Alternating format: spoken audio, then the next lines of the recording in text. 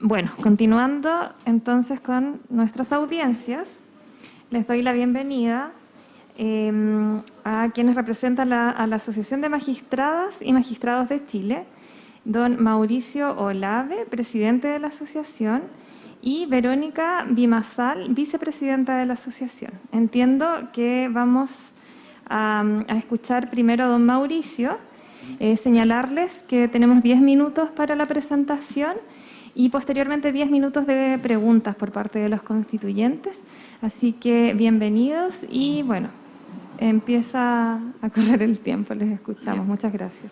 Bueno, buenos días a todas y a todos. Lo primero es agradecer por intermedio de sus coordinadores a la Comisión de Sistemas de Justicia de la Convención esta invitación a exponer en su seno la posición que tiene el gremio de los jueces y juezas de Chile respecto de la manera como vemos organizada la judicatura en la nueva Constitución. Lo que expondremos es el resultado de acuerdos al interior de nuestra asociación que se han ido construyendo desde el retorno a la democracia.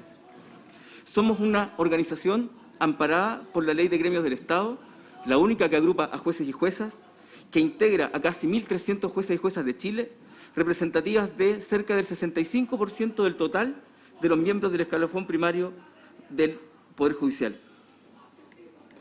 Tenemos un problema.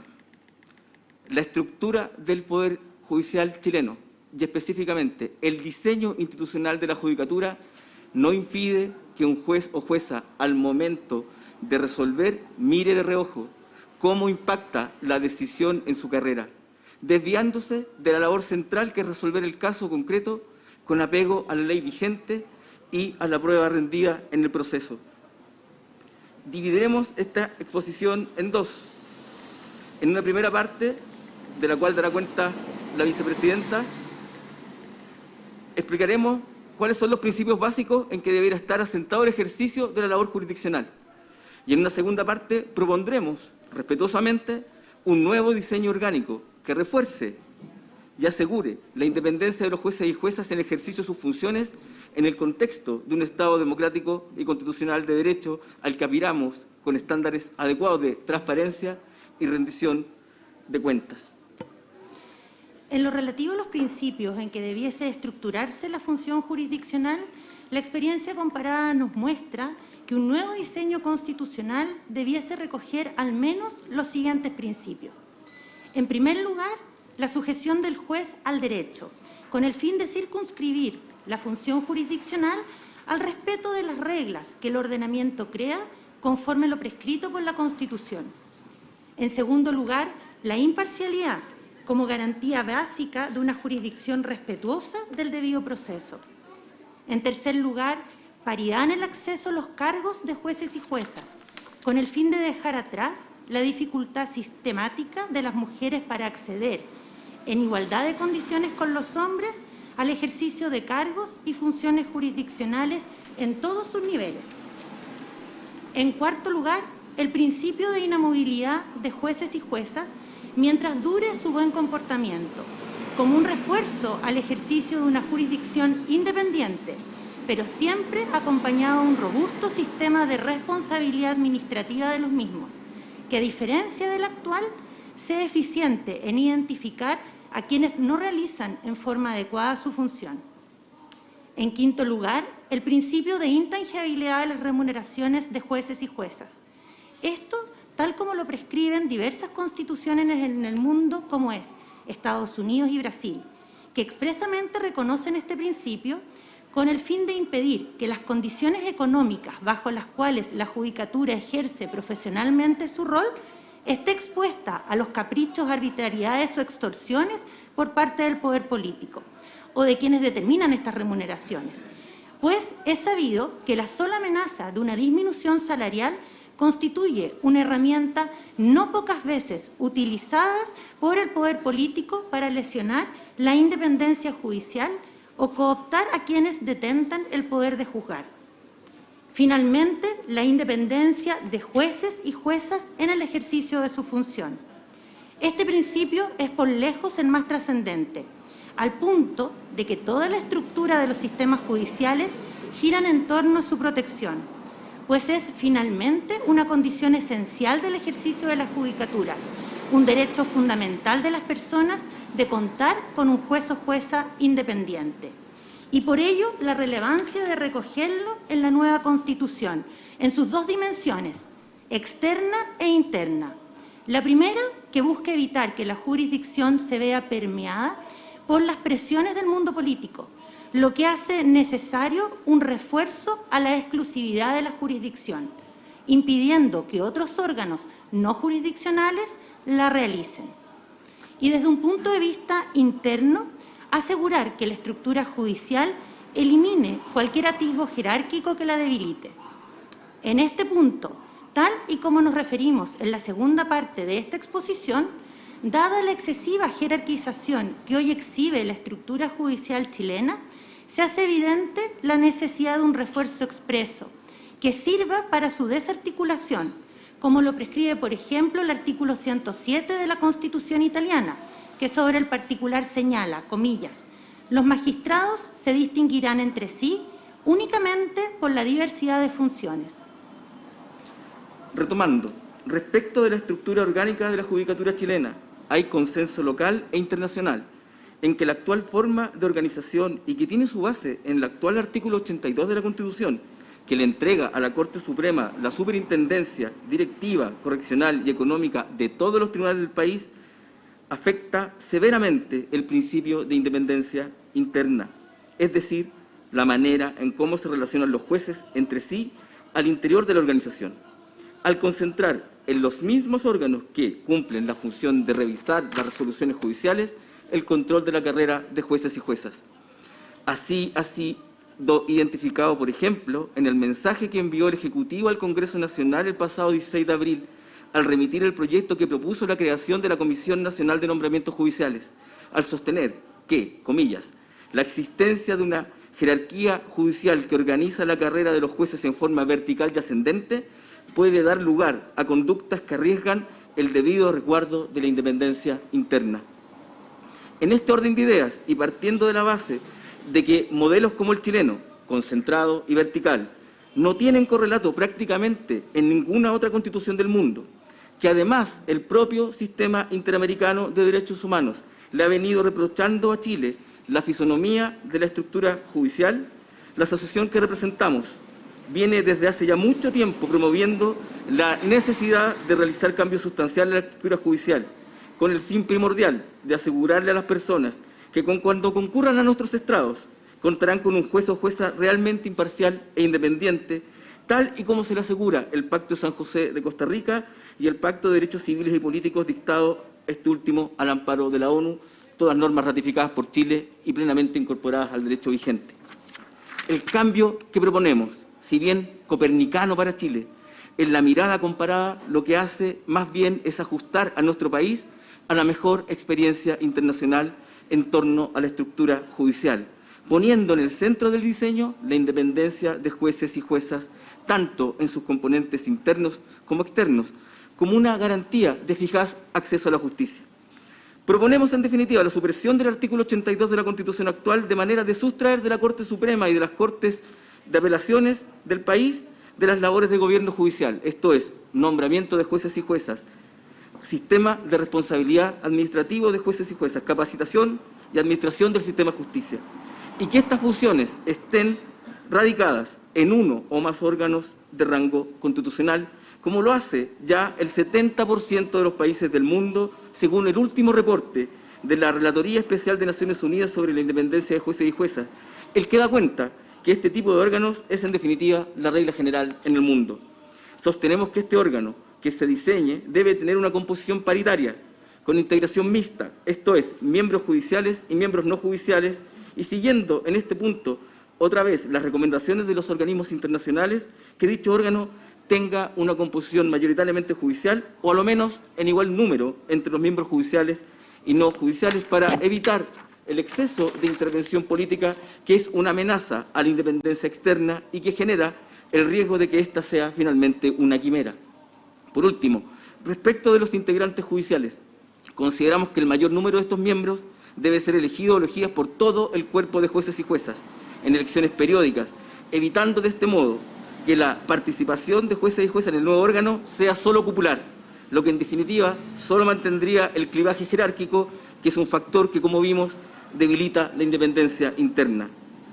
De igual modo, nos parece importante que el constituyente defina en el capítulo específico para la jurisdicción los siguientes aspectos de los nuevos órganos. Desde luego su nombre, su composición, la forma en que han de ser elegidos sus integrantes, el tiempo de duración de los miembros en sus funciones. Un minuto, señor Olave. El estatuto, responsabilidad y el marco general de sus atribuciones. Sostenemos también que el constituyente podría entregar directrices claras en lo relativo al sistema de nombramiento de jueces y juezas, asegurando que el diseño esté fundado en el mérito, en la transparencia y en la publicidad del proceso, y también, obviamente, en la paridad de acceso para hombres y mujeres a los diversos cargos de la judicatura. Y como segunda cuestión, que es central, creemos también que respecto del sistema de responsabilidad funcionaria de los jueces y juezas, el que llamamos a fortalecer, el constituyente debiera asegurar que éste debiera ser precedido, que hoy día no lo hay, por un justo y racional procedimiento administrativo contra jueces y juezas, que esté claramente establecida cuáles son las faltas que los jueces no pueden cometer y un diseño proporcional de las sanciones. Esto esperamos que el constituyente se lo entregue como directriz al legislador. Desde ya comprometemos toda nuestra colaboración en esta comisión. En sus manos está el desafío de dotar a Chile de una estructura judicial acorde con el Estado democrático de derecho, el que aspiramos sal de la deuda que en esta materia mantiene el Estado de Chile con el sistema internacional de los derechos humanos.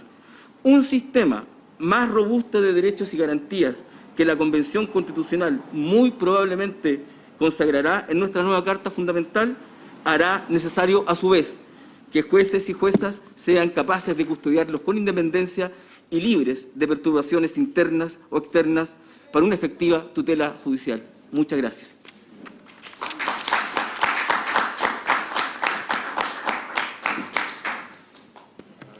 Rondas de Chumayo. preguntas y palabras. Ya, vamos a partir por Natividad. Acá, don Cristian Viera, que tampoco ha hablado.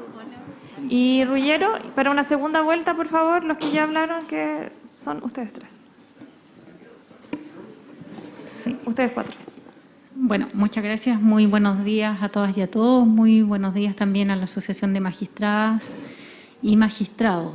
Si bien es cierto un punto que no tocaron en la reflexión o en la conversación que hacen, es importante que lo consideren o lo empiecen a considerar también la opinión respecto a la plurinacionalidad o bien qué opinión tienen respecto de la justicia propia de los pueblos indígenas, del pluralismo jurídico y todo lo demás. Muchas gracias. ¿Contestamos de inmediato? No. Buenas tardes, muchas gracias por la asistencia. Dos preguntas. Uno, señalaron muy al pasar sobre unos pronunciamientos de la justicia interamericana respecto al Estado de Chile. ¿Podría profundizar un poco cuáles son los casos y qué es lo que dijo la justicia interamericana al respecto? Y lo segundo, en torno a la edad de término, principalmente de la Corte Suprema, 75 años. ¿Qué les parece, considerando que la jubilación, al menos hasta ahora, es de 65 años en nuestro país? Gracias. Buenas tardes, agradecer la presentación y también la propuesta de la Asociación Nacional de Magistrados, que está de público conocimiento hace tiempo a disposición de todos nosotros, que invito a leer. Y justamente en relación a esa propuesta, y algo se mencionó ahora en la exposición, se habla de ciertas modificaciones al artículo 78 de la Constitución en relación al nombramiento de los jueces, y se propone incorporar los conceptos de mérito, capacidad e idoneidad profesional. Entonces, mi pregunta apunta a cómo ven ustedes que primero se podría evaluar esos criterios, objetiva y subjetivamente, y qué tanto cambiaría, porque actualmente la Constitución ya habla de lista de mérito, utiliza el concepto de mérito. Entonces, ¿qué falencias ven hoy día ustedes y cómo creen que debiera cambiar? Gracias. ¿Sí? Bueno, buenos días. A la primera pregunta de Natividad, señalar que nosotros como Asociación Nacional de Magistradas y Magistrados somos respetuosos de tratados y convenios internacionales suscritos por Chile y creemos que la justicia ancestral, el reconocimiento de una nueva constitución de un sistema plurinacional debe respetarse. El convenio 169 establece un reconocimiento a la justicia ancestral. No consideramos que esto nos expropie facultades, incluso hemos considerado algunos que particularmente han aplicado que facilita el acceso a la justicia de pueblos originarios y eso es beneficioso. Por ende, nosotros estamos en ese sentido respetuosos de lo que la Convención pueda establecer en la nueva Constitución. Respecto del sistema internacional de los derechos humanos y por qué estábamos en deuda, la pregunta que nos hacía don Cristian, el Pacto de San José de Costa Rica y el Pacto de Derechos Civiles y Políticos le asegura a los ciudadanos, no a los jueces, a los ciudadanos que van a contar con, y a todas las personas en rigor, que van a contar con jueces independientes.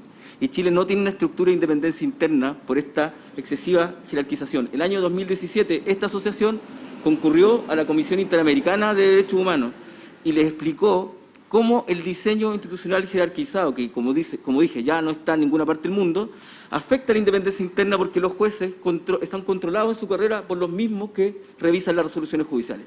Esto es anómalo, no pasa en ninguna otra parte. Y la Comisión Interamericana, cuando nos escuchó, le dijo al Estado chileno, abra una mesa de discusión con los jueces para modificar este sistema. Es tanto así que en la última sentencia en que se condena al Estado chileno por una responsabilidad respecto de haber sancionado al juez Daniel Urrutia, hay una parte del fallo que es clarificadora. Lo dice el juez de la Corte Interamericana de Derechos Humanos, el profesor Zaffaroni, y señala en un considerando especial, dice, tan impropio como tener un ejército horizontal es tener una judicatura vertical.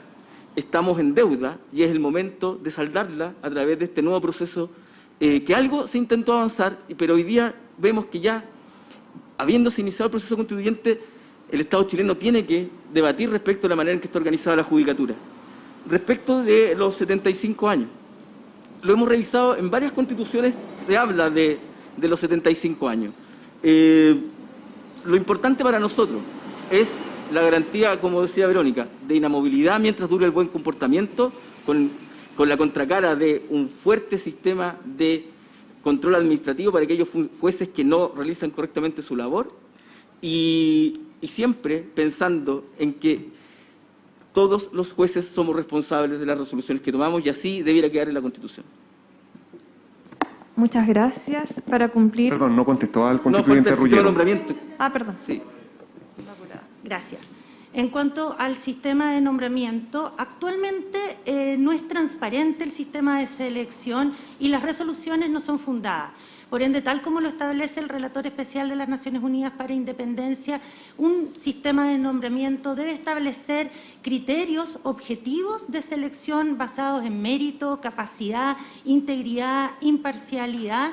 Y la manera de controlar esto es a través de un sistema transparente de selección y motivado en las resoluciones de este órgano, porque el relator así lo establece. Este sistema de nombramiento debe estar entregado a un consejo como garantía de independencia, separado del Poder Ejecutivo y también de las cúpulas del mismo sistema de la judicatura.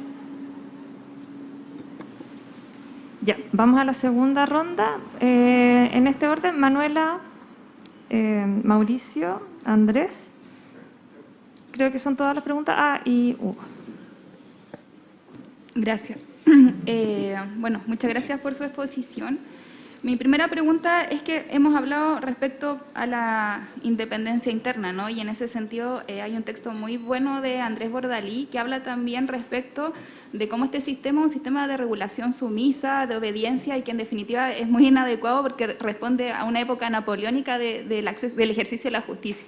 Pero creo que la independencia también tiene que ver con ámbito externo y en ese sentido, ¿cómo ven ustedes? Uno, la despolitización en los nombramientos de la judicatura Y dos, y hay un tema importante, ¿no?, que son los abogados integrantes. Precisamente la semana pasada vimos cómo la Corte Suprema revocó la inadmisibilidad de las apelaciones y vemos que lamentablemente hay un abogado integrante en la Corte Suprema que es esposo de una integrante de esta convención, que precisamente es Teresa Marinovich, quien es una de las representantes de los sectores más de derecha, o si no la más de derecha de la convención. Entonces, claramente aquí tenemos un problema de independencia que es cruzando la calle, ¿no? Entonces, ¿cómo nos hacemos cargo de eso? Y por ahí me pidieron también que hiciera una segunda consulta más allá de la incorporación como del pluralismo jurídico, como también ustedes en los nombramientos, en la integración, ven esta idea de plurinacionalidad en el Poder Judicial. Sí, en primer lugar agradecer a la Asociación Nacional de Magistrados que ha estado en esto, no solamente ahora, sino desde hace años, instando a hacer cambios profundos que muchas veces uno podría preguntarse, bueno, son los jueces los que están pidiendo limitarse sus atribuciones, en muchos sentidos, por el buen funcionamiento de lo que es la administración de justicia en una democracia. Así que reconocer eso en primer lugar. En segundo lugar, ustedes han hablado de jerarquía judicial, y yo tengo claro que están por eliminar la jerarquía, pero ¿qué es lo que pasa con la carrera judicial?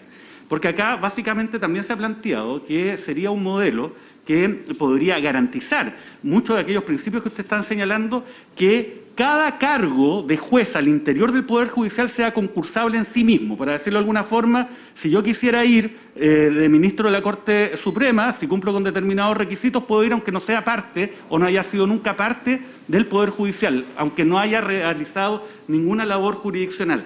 Esto opera en sistemas comparados. ¿Qué opinan ustedes como Asociación de Magistrados respecto a este tema? Y finalmente, ustedes hablan, en definitiva, de un Consejo Nacional de la Magistratura, ¿no? Eso es lo que ustedes refieren. ¿Qué modelos comparados ustedes consideran que ha sido lo más exitoso en un contexto en que ustedes conocen críticas de que, sobre todo en Latinoamérica, estos consejos han politizado en extremo también lo que es la función jurisdiccional? ¿Cómo evitarlo y cuál modelo comparado ustedes recomendarían observar? Gracias. Muchas gracias. Solo media pregunta porque don Mauricio se me adelantó. Primero, agradecer profundamente a la Asociación de Magistrados.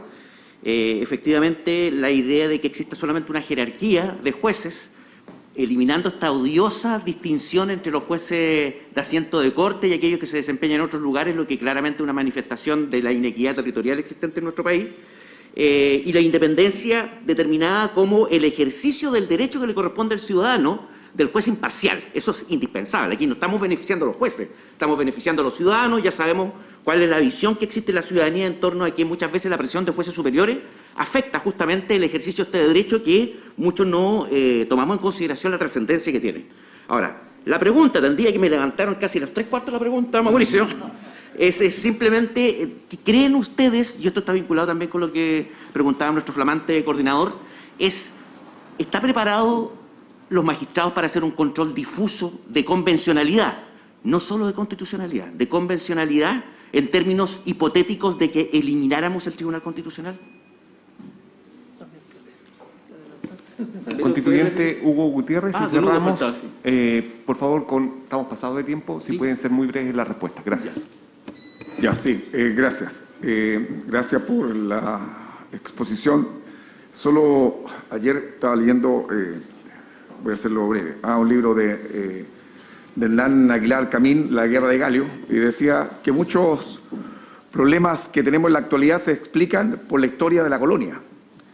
Y yo lo digo a propósito justamente de la cultura que existe en este país con respecto al Poder Judicial, que pareciera una cultura que está muy embrincada con la colonia, y de hecho todavía se llaman excelentísimos y hay que llamarlos así. Entonces yo creo que esos cargos honoríficos que ya habían quedado superados por cuando fuimos un país independiente, todavía no los superamos. Pero yo siento que estamos en presencia de un poder con minúscula, un poder que no tiene presupuesto propio, que no tiene una policía judicial, que siempre está ajeno al sentir ciudadano, porque al final del día aquí el pueblo no se expresa en el Poder Judicial.